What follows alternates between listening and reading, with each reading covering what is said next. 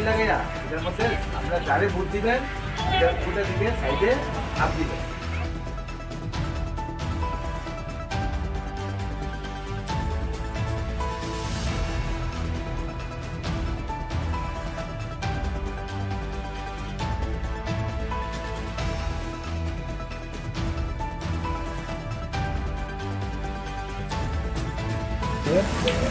মোহনভোগ ব্লকে সকালবেলা থেকেই কামরাঙ্গাতলি, মোহনভোগ, পূর্ব চণ্ডীগড়, তেলকাজলা, বানিয়াছড়া, কলমক্ষেত এই বিচ্ছিন্ন গাঁওসভাগুলিতে সেখানে এজেন্টদের অনেক ক্ষেত্রে সেখানে ঢুকতে দেওয়া হয়নি এবং ওইখানে ছাপ্পা ভোট দেওয়া হচ্ছে।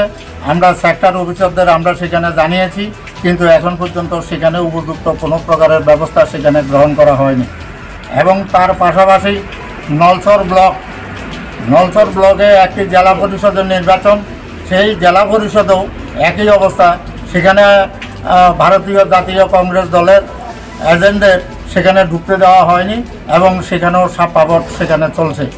এবং তার পাশাপাশি ঘোষকনগর বিধানসভা কেন্দ্রের সেখানে দুইটি জেলা পরিষদের নির্বাচন, ঘোষকনগর ব্লকে একটি জেলা পরিষদের নির্বাচন 15 নম্বর সিট এবং আরেকটা হচ্ছে 17 নম্বর সিট। 15 নম্বর এবং 17 নম্বর সিটেও একই অবস্থা, সেখানে এজেন্টদের ঢুকতে বাধা দেওয়া হয়েছে এবং সেখানেও ছাপ্পা ভোট দেওয়া হচ্ছে। আমরা ওই সমস্ত অঞ্চল থেকে ঘুরে এসে কাঠালিয়া ব্লকে এসেছি।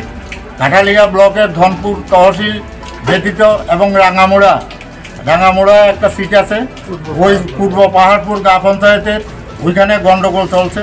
এছাড়া অন্য কাঠালিয়া ব্লকের অন্য কোনো স্থানে গণ্ডগোল হয়েছে, এখন পর্যন্ত আমাদের কাছে কোনো খবর এখনও আমরা পাইনি।